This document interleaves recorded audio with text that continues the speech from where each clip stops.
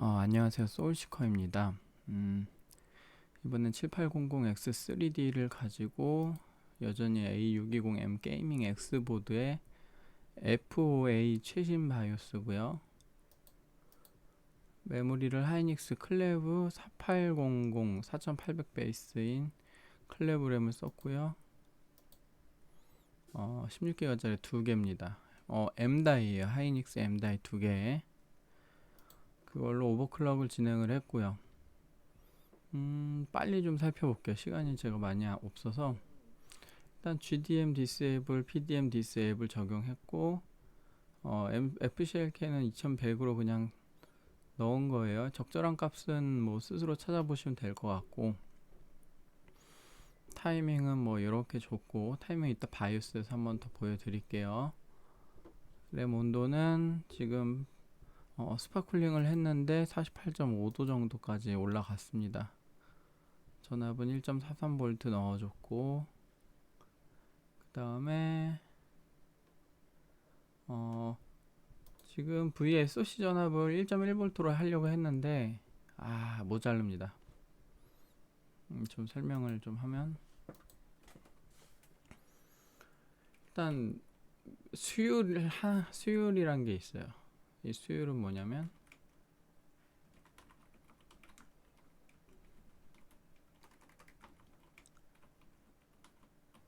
메인보드랑 CPU 멤컨이랑 램 수율, 정확히 말하면 램의 클럭 수율입니다.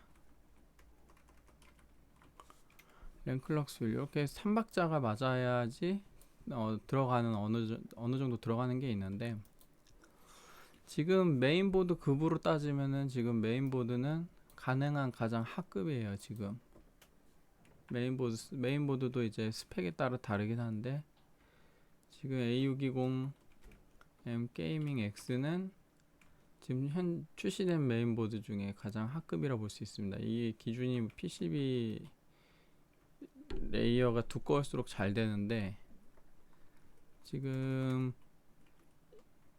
6장짜리가 가장 하급이고 8장짜리는 이거보다 한 150에서 200 클럭 정도 더 잘 들어가는,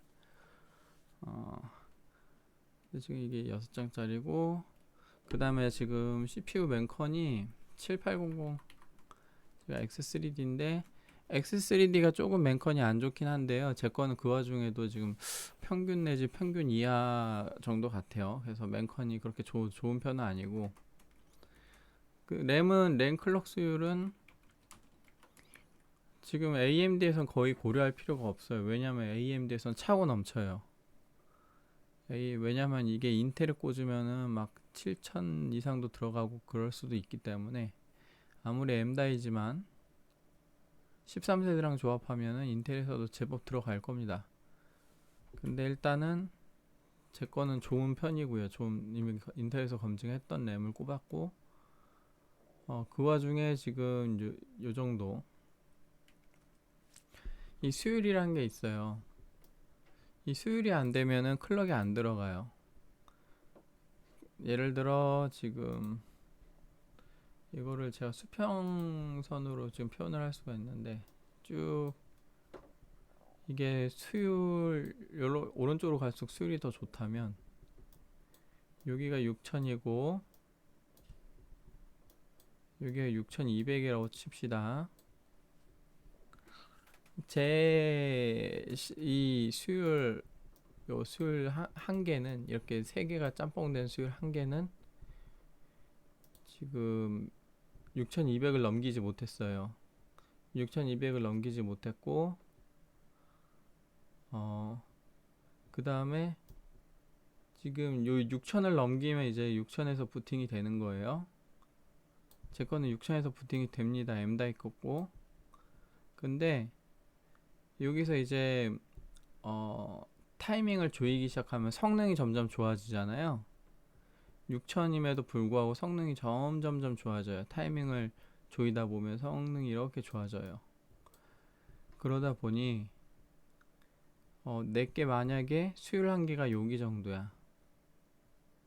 수율 한계가 여기 정도인데 타이밍을 조이다 보니까 성능이 요걸 초과하잖아요. 그러면 에러가 나요. 내가 타이밍을 조이다 보니 내게 한 요 정도 왔어. 근데 내수율이 여기야. 그럼 초과하면 에러가 나. 그런 증상이 지금 AMD 젠4에 있습니다.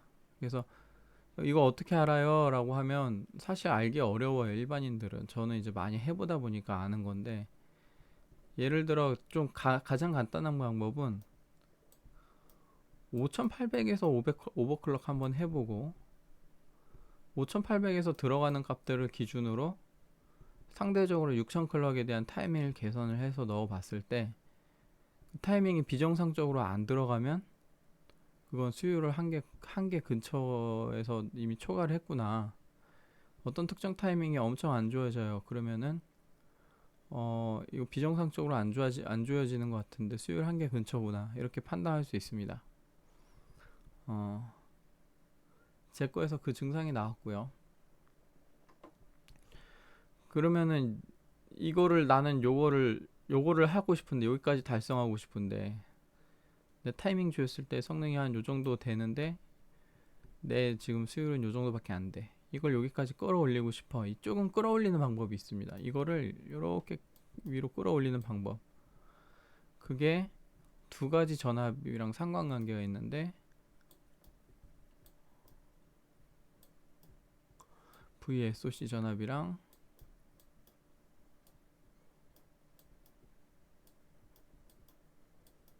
VDDIO 전압이에요. 이 VSOC 전압이 높을수록 이걸 좀 더 끌어올리고요. 영향이 커요. VSOC 영향이. 그 다음에 VDDIO 전압은 좀 더 이렇게 끌어올릴 수 있어요. SOC가 영향이 더 크고 VDDIO 영향이 조금 덜한데 지금 중요한 거는 지금 바이오스 버전이 지금 VSOC를 1.3까지 제한하는 걸로 이제 바뀌었죠. 그래서 VSOC를 1.3까지밖에 못 줍니다. 그래서 저는 이거를 되도록이면 낮은 값 1.1V를 쓰고 싶었어요. 1.1V로 주고 테스트했더니 1.1V가 이제 거의 이제 디폴트 가까운 값인데 1.1V로 했더니 한 요정도 나온 거예요. 수율이. 이 VDDIO를 좀 더 줬어요. 이거를 끌어올리기 위해서. VDDIO가 디폴트가 얘도 1.1V입니다. 얘가 디폴트예요. 1.1, 1.1에서 이 정도 수율이 나왔어. 그래서 이걸 끌어올리기 위해서 VDDIO를 제가 1.3까지 올렸습니다. 그랬더니 조금 올라갔는데 근데 간당간당해. 여기 거의 비슷하게 요 한계까지 왔는데 자꾸 에러가 난다. 아 이거 될 것 같은데 에러가 나는 증상이 나와요. 에라 모르겠다고 얘를 1.2로 돌렸더니 통과를 했어요. 1.2로 돌렸더니 그러다 보니 지금 제가 전압이 VSOC 전압이 1.2로 들어간 겁니다. 전압 준 거는 이따 바이오스에서 한번 보여드릴게요. 그리고 일단 그리고 제가 이제 바이오스에서 타이밍 보여드리기 전에 PC를 이제 한번 끄기 전에 아니다 다시 켜서 한번 보여드리죠. 뭐 일단 성능 한번 측정해 볼게요.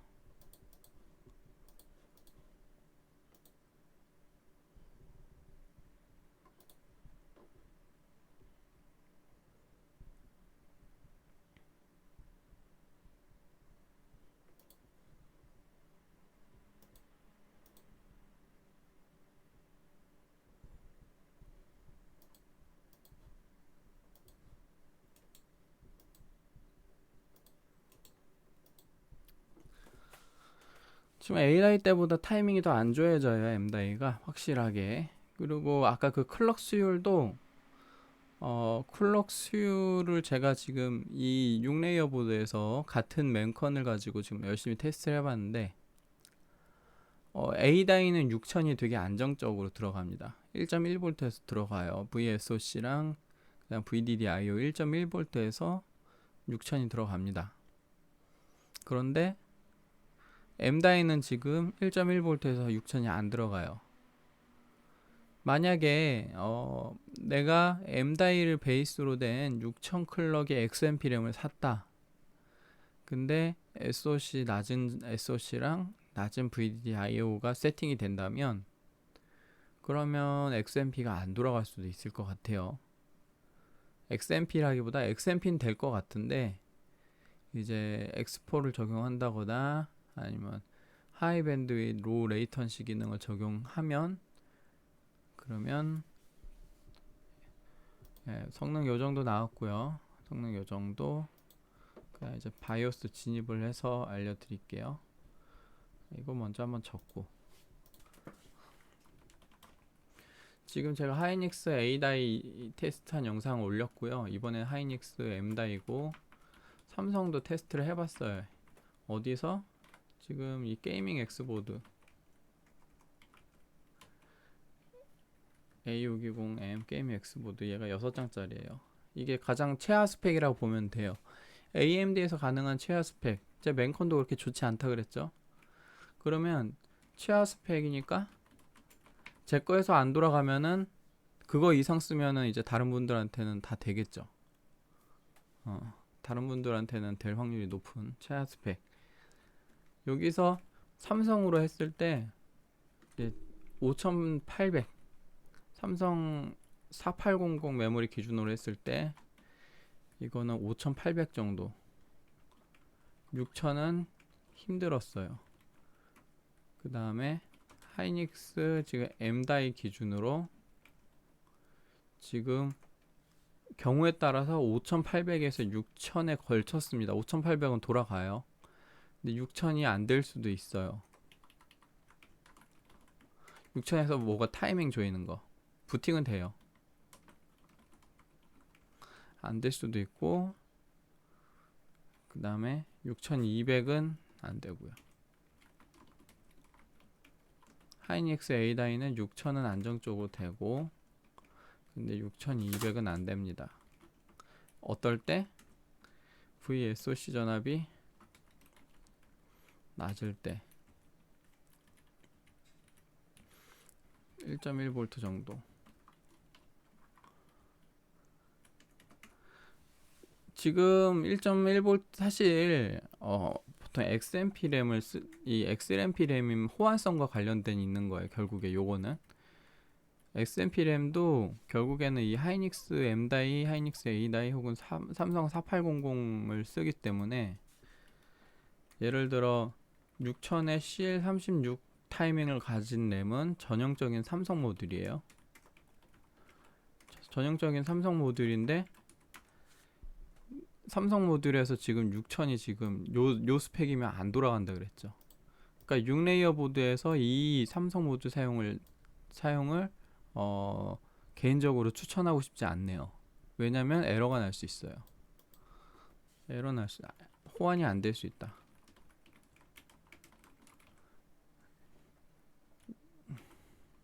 6PCB 보드에서는 안 될 수 있고 8PCB에선 될 수 있음.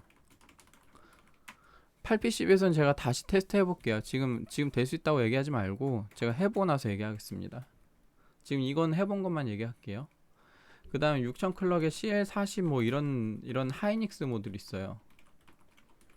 제가 볼 때 XMP는 될 것 같아. XMP는 될 것 같고 XMP는 되고 그런데 하이 밴드윗 혹은 로우 레이턴시 적용하는 게 있어요. 이거는 타이밍을 조여줘요. 혹은 X4 기능으로 타이밍을 조일 수 있습니다. 이거는 적용이 안 될 수 있어요. 6000에서 뭐 CL30 모듈 있잖아요. 이것도 하이닉스 M다이 모듈이 있습니다. 얘도 마찬가지예요. 얘는 경우에 따라서 XMP도 안 먹을 수도 있어요.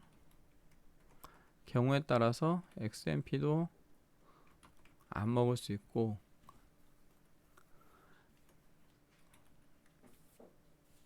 그래서 근데 이 경우는 사실 요 XMP를 적용하게 되면 VSOC가 1.25나 이렇게 좀 높은 값이 들어갈 겁니다. 그래서 일단은 요건 될 확률이 좀 더 높다고 보여져요. XMP 정도는. 일단 6200부터는 그냥 안 되는 걸로.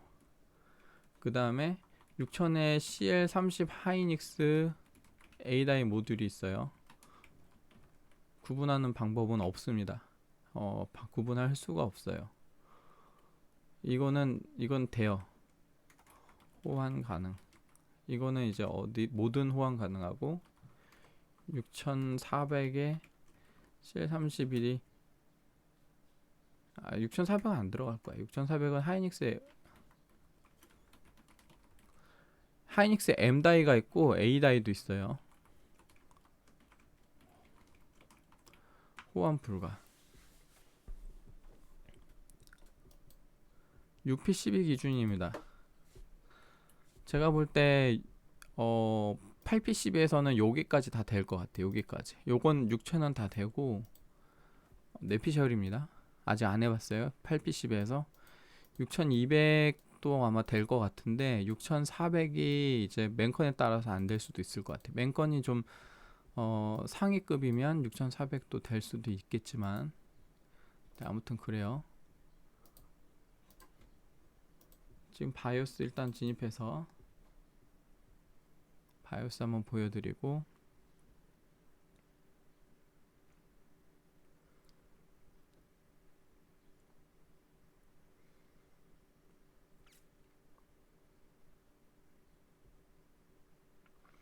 지금 아까 타이밍 보셨는지 모르겠는데 특정 타이밍을 제가 좀 많이 못 조인 게 있어요. 그게 또 수율이랑 관련돼 있는 것 같은데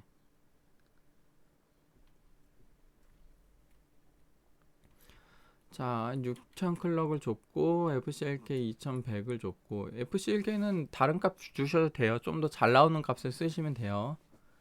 레이턴시 측정해보고 UCLK는 1대1 줬고요.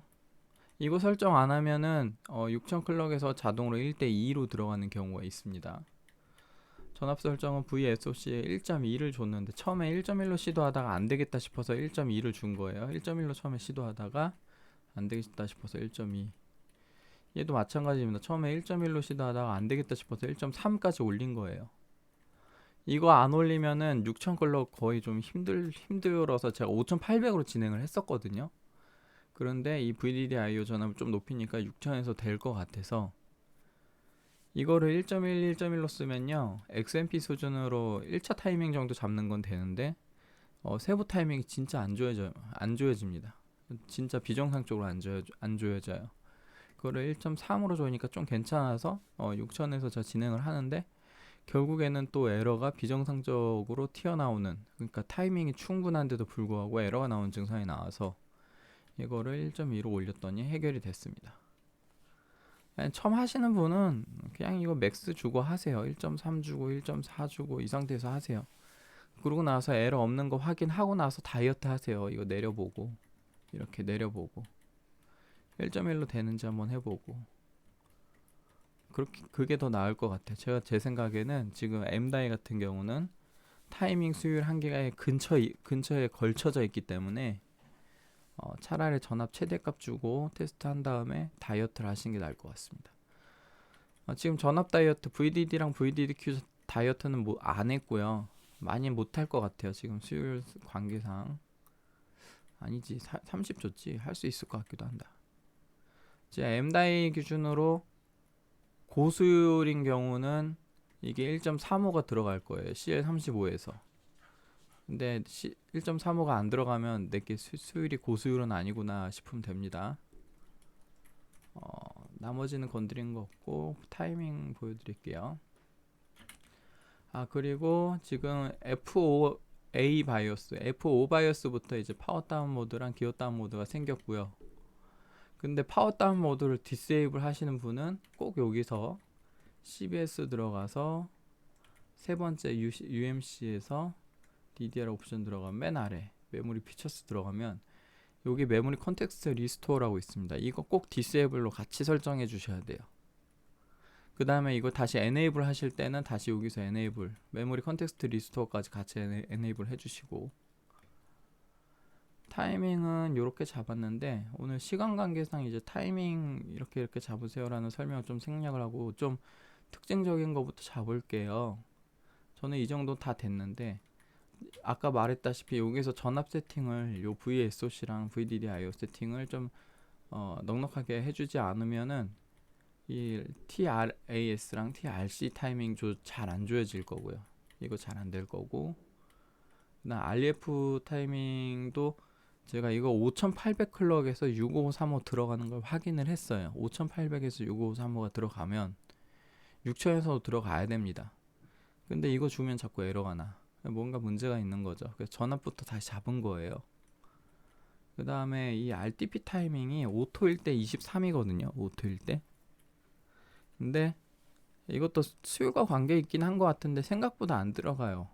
수율을 떠나서 이 RTP 타이밍도 생각보다 잘 안 들어갑니다. 22주 줬는데 에러 나는데 23주니까 에러 안 나길래 그냥 23으로 했어요. 23이란 건 오토일 때는 에러가 안 나요. 오토일 때 에러 안 나는데 22만 줘도 에러가 나오더라고요. 그래서 그냥 23으로 하자 라고 했고, 그 다음에 또 여기서 M다이 돌릴 때 주의하셔야 될 타이밍이 SCL 타이밍 6 정도, 6 이하 못 줄 겁니다. 6 아니면 7 또는 8 주세요. 이 SCL 타이밍은. 그 다음에 지금 요 두 개 타이밍, WTRL하고 WTRS 타이밍, 이것도 더 조이면은 힘듭니다. 에러가 자꾸 나와요. 그러니까 이거보다 더 낮은 값 쓰지 마시고, 근데 이렇게 세팅했는데도 에러가 자꾸 난다 그러면 수율 문제일 수도 있겠지만, 수율이란다, 타이밍 문제일 수도 있겠지만, 이제 아까 보시다시피 클럭 수율 한계를 넘어서서 그럴 수도 있습니다. 그다음 또 문제를 발생하는 타이밍 중에 요 RDWR이 또 잘 잡기 어려워요. 지금 제가 어렵다고 얘기하는 타이밍들은 TM5를 최소한 1시간씩 돌려보세요. 이거를 짧게 돌리고 넘어가면 다른 거 잡을 때 에러가 납니다. 다른 거 잡을 때 에러가 나요. 그렇기 때문에 꼭 오래 테스트를 해보시고, M다이는 저도 시간이 조금 소요가 됐는데 이 수율 한계 근처에 있어서, 오래 걸리는 이유는 수율 한계 근처에 있어서 그런 거예요.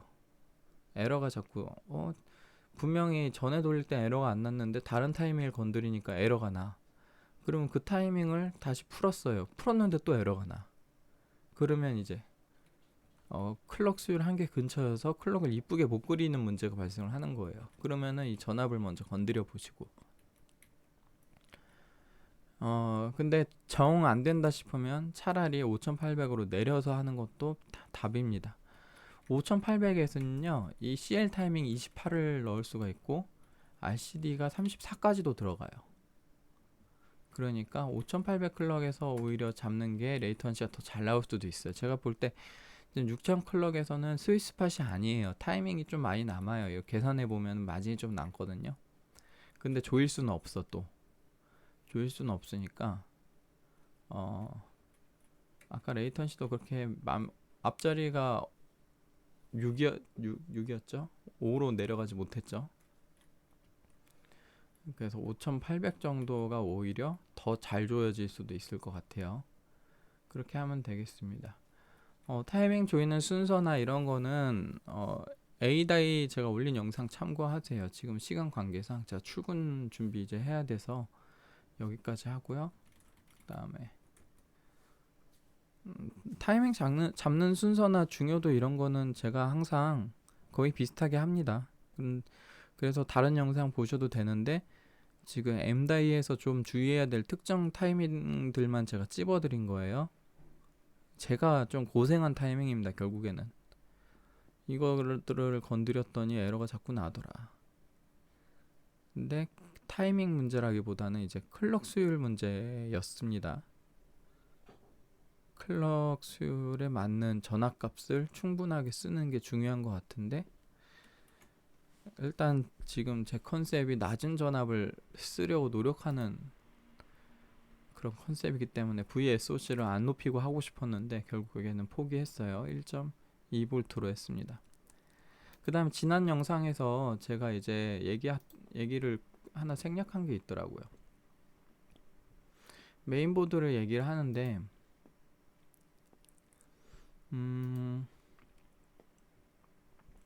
인텔도 포함이긴 합니다. 지금 기가바이트 보드에 고주파가 많이 나온다 그러죠. 근데 일단 저 같은 경우는 제가 인텔하고 AMD 지금 12, 13 혹은 젠포 보드 쓴 게 총 14개예요. 14개에서 고주파 1개 나왔습니다. 뭐 사람들 누가 100%니 99%니 뭐 이렇게 얘기하는데 그 정도는 아니고요. 잘 되는 사람들이 인터넷에 글을 안 써서 그런 좀 안 되는 사람들만 쓰는 경향이 있어서 그런 것 같긴 한데, 근데 중요한 거는 또 제가 이거를 잘 된다고 얘기하기 어려운 게 뭐 2번 연속으로 걸리신 분도 계세요. 그래서 뽑기입니다. 결국에 확률은 뽑기라고 얘기하고 안 나올 수는 없을 것 같다. 근데 뭐 잘 되시는 분도 있고 잘 안 되시는 분도 고주파가 계속 나오시는 분도 있으니까 그거에 대해서 팁을 좀 드리려고 해요. 뽑기를 어떻게 하시면 되냐면, 제가 이거 가지고는 얘기는 해놨어요. 기가바이트, 지금 기가바이트 코리아에서 인식 개선을 위해서 많이 노력을 하시는데, 인식 개선을 하려면 결국에는 너네 이거 고주파 잡아야 된다. 근데 기가바이트 코리아에서 고주파에 대해서 좀 더 그 AS나 이런 것도 확인만 가능하면 잘 처리해 주려고 노력을 하는 편이라고 얘기는 해요. 확인만 된다면. 그렇기 때문에 결국에는 이거를 확인을 하는 게 제일 중요해요. 고주파 확인이 중요하다. 재현하는 게 중요한데 AS 센터에서 재현이 돼야 돼요. 결국에 재현이 안 되면은 다른 문제로 치부가 될 수 있습니다. 예를 들어 파워 문제라거나 파워를 교체하면 된다거나 혹은 램 문제라거나. 제일 좋은 방법은 들고 방문하는 거예요. 내가 세팅했던 특히 램에 따라서 또 고주파가 나오는 정도가 또 달라요. 램을 바꾸면은 고주파가 줄어들 수도 있어요. 늘어날 수도 있고. 그래서 일단 램을 소지하고 방문하는 게 제일 좋고, 근데 방문할 수 없으면은 뭐 같이 동봉해서 보낸다거나, 아무튼 AS 센터에서 재현이 가능해야 됩니다. 이게 중요한 게 재현이 가능해야 되는데, 이제 사람들이 이제 이거에 대해서 AS를 받으면서 소요되는 기간이 많이 들어가니까 짜증나죠. 특히 2번 연속 걸리면 리퍼 교환 받았는데 또 고주파 나면 엄청 짜증날 거예요. 그걸 무시할 수 없어요. 굉장히 불편합니다. 그렇게 되면. 그래서 사람들이 아예 안 사버려 이렇게 하는데, 좀 팁을 좀 드리자면요. 요런데 뭐 아무거나 들어가서 우리 구매를 하잖아요. 뭐 인터파크, 뭐 G마켓 요런 데서 구매를 해요. 요런 데서 구매를 하게 되면은, 이 구매를 하면 결국에 여기 판매몰 있죠. 이 판매몰에서 총판에서 물량을 받아가지고 얘네가 판매를 하는 거예요. 총판이라기보다 유통사라 그러죠. 총판이 갖고 오면은 유통사에서 물량을 받아와서, 유통사 2군데 있죠. 2군데 있어요. 제이시언하고 PC 디렉트. 근데 얘네가 이제 개별 판매물, 쇼핑몰에 해서 쇼핑몰에서 파는 겁니다. 결국에는 이런 개인이라 그래야 되나? 아무튼 다 쇼핑몰이 달라요. 이런 업체가 다 다르기 때문에 쇼핑몰에서 판매를 하는 건데, 이제 판매를 하게 되면 초기 검수 기간이 있습니다. 그게 정확히 업체마다 다 똑같은지는 모르겠는데,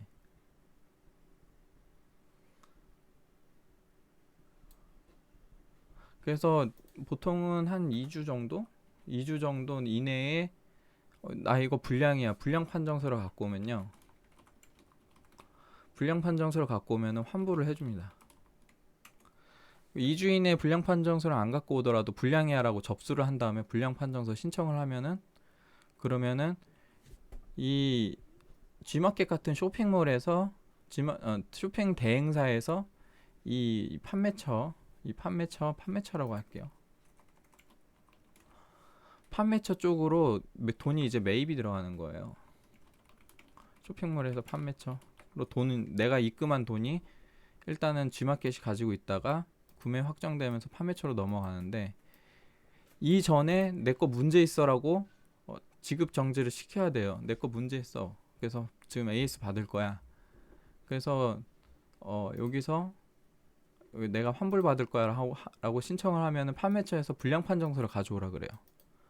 불량 판정서는 어디서 내주냐면, 여기는 유통사에서 내줍니다. 유통사에서 AS 받으면서 내줘요. 그러면 그걸 판매처에 제출하면 이제 환불이 되는 거예요.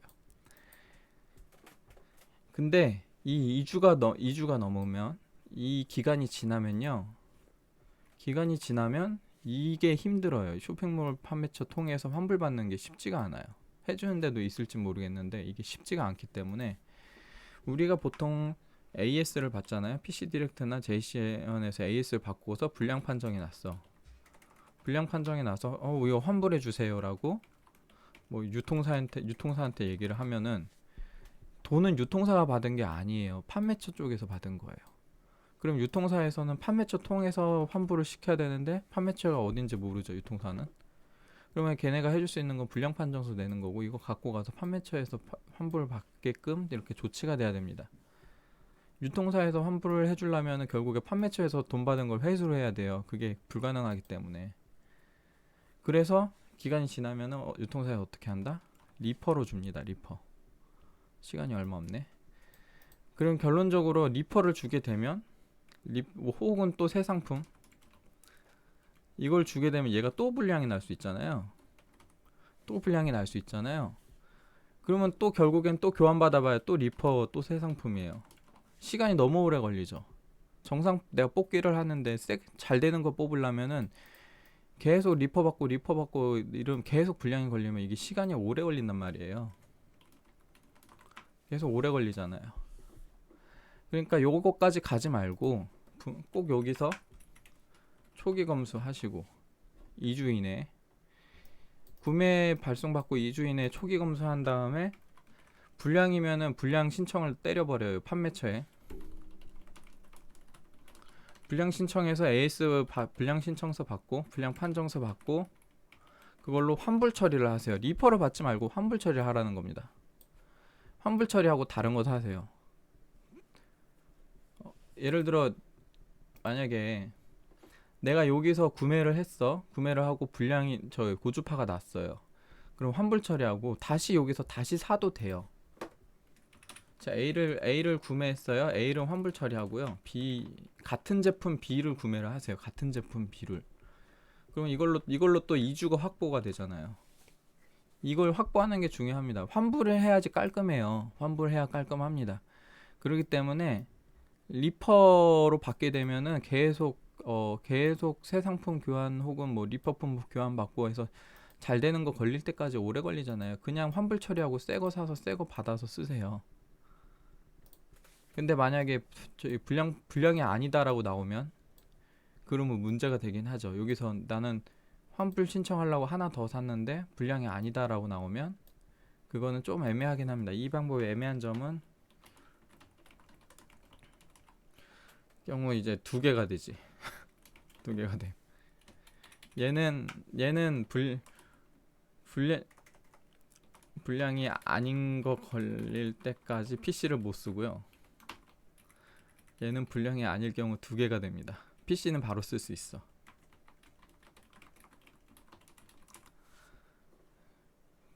왜냐면 이제 구매하면 한 2, 3일 내로 오니까, AS 받는 중에도 받아가지고 조립해서 쓸 수 있어요. 근데 만약에 불량이 아닐 경우 두 개가 되고, 얘는 어떻게 따로 처분을 해야 되죠. 근데 얘도 마찬가지입니다. 이제 나는 이거 못 쓰겠어, 이제 안 쓸 거야 하게 되면 얘도 결국에는 따로 처분해야 돼요. 얘도 환불이 안 되고. 그래서 웬만하면은 초기 검수를 하시고, 저는 제가 볼 땐 이 방법이 낫다고 봅니다. 고주파가 메인보드 문제가 확실하다면 재현이 돼야 돼요. 다시 한번 얘기하지만 재현이 돼야 되고, 재현이 되려면은 일단 충분한 테스트를 하셔야 되는데, 클럭을 좀 높여서, 왜냐하면 고클럭에서 발생하는 확률이 지금 높습니다. 클럭을 높여서 램 클럭을 높여서 테스트하시고, 고주파 나는 램을 같이 보내는 것도 방법입니다. 램마다 조금씩 차이가 있어요. 차이가, 그게 차이가 있다는 게 안 나다는 게 나거나,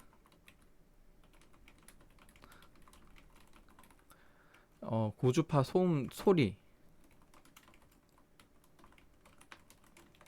고주파가 심하게 나거나 아니면은 약하게 나거나 그런 차이가 있습니다. 제 생각에는 내게 진짜 고주파가 확실해라고 하면 초기 검수 레벨에서 바로 환불 때려버리는 게 낫습니다. 그리고 하나 또 사세요. 모르겠어. 많은 분들이 이제 인터넷에서 나는 고주파 걸렸어 라고 해서 불편한 호소를 합니다. 불편한 건 확실히 뭐 맞는데, 근데 일단 지금 기가바이트 쪽이 가격 정책을 저렴하게 가다 보니까 생각보다 판매량이 많대요. 그래서 일단 모수가 좀 많아서 그런 거 아닌가라는 생각도 들고, 근데 기가바이트가 제가 볼 땐 유난히 조금 많긴 하거든요. 제가 볼 때라는 거는 이제 후기 같은 거를 봤을 때, 다른 제조사들도 이제 고주파 난다라는 후기가 가끔 보여요. 근데 그 빈도수가 기가바이트가 월등히 많으니까 문제가 있다라고 저는 항상 얘기는 합니다. 고주파를 잡지 않으면은 안 된다. 근데 어쨌든 재현만 되면 AS를 잘 해주려고 노력을 하는 편이라고 하니까, 재현만 되면 재현이 되는 게 중요합니다. 그러면 랭클럭 높여서 테스트하고 초기 검수 기간에, 이 문제가 되는 분들이 이제 드래곤볼 하시는 분들이에요. 드래곤볼 하시는 분은 계속 가지고 있죠. 검수를 안 한 상태에서. 예, 드래곤볼 하시는 분은 조금 애매합니다. 그 뭐 잘 고주파 안 난다는 분의 중고 상품을 구매하는 것도 나을 거예요. 드래곤볼 하시는 분들은 중고 구매도 많이 하시니까 그 경우는 이제 이미 개봉해서 이미 다른 분이 검수 다 한 걸로 구매하시는 것도 나쁘진 않을 겁니다. 근데 판매자가 속이고 파면 어쩔 수 없고요. 드래곤볼 하시는 분들은 좀 이게 각계 구매해서 계속 보관한 상태에서 나중에 완성되면, 부품들이 다 구성되면은 그때 이제 조립하시는 경우가 많으니까, 되도록이면 메인보드 먼저 받아가지고 누드 테스트 좀 하세요. 누드 테스트 좀 해보시고 램 꽂아가지고 메인보드 좀 나중에 CPU랑 파워랑 램을 좀 먼저 구매를 하셔가지고 메인보드 나중에 구매하시고, 이제 메인보드 구매 후에 CPU 파워 램 꽂아가지고 부팅 테스트하고 그 다음에 클럭 높여보고, 그러고 나서 문제 있으면은 빠르게 환불 처리하고, 그거를 저는 권장하고 싶습니다. 안 난다고 말하긴 뭐하고, 저도 일단 겪어봤으니까요. 근데 사람들이 말하는 것보다 그렇게 심하진 않아요. 그러니까 100%? 어떤 분은 이제 100% 고주파 납니다. 그럼 제가 100%는 아니에요 그러면은 남들이 100%라던데요 이렇게 얘기하더라고. 직접 해본 건 아니고 뭐 99%뭐 이렇게 얘기하는 것도 제가 댓글 달리는 거 보기는 했는데, 아무튼 사실 이 고주파만 빼면은 이 스펙이 좀 괜찮은 편이기 때문에, 남들이 메인보드 뭐 추천해 주세요 하면 저는 요거 많이 추천해 주거든요. 왜냐면 스펙이 상대적으로 기가바이트랑 에즈랑, 저는 이제 컨텐츠가 오버클럭 관련된 컨텐츠가 위주기 때문에 저는 레이어를 많이 봐요. 레이어 저만큼 많이 보는 사람이 많이 없을 텐데, 지금 클럭이 150에서 200 클럭 더 들어가는 건 둘째 치고, 나중에 이거 젠5 나오거나 이제 소켓이 지금 오래 유지되잖아요. 그러면 더 높은 클럭 달성하는데 6레이어 보드는 지장이 있을 겁니다. 거기서 갭이 벌어질 거예요. 제 생각엔 그래요. 맨컨이 개선되면. 근데 지금 VSOC 전압이 낮아지면서부터 벌써 이미 한 개의 차이가 벌어지다 보니까, 저는 8레이어 보드가 인텔에서 되게 비싼데 6레이어 대비, 근데 AMD에선 8레이어가 좀 싸거든요. 그러면 싸면 사야지. 저는 그렇게 생각합니다. 그래서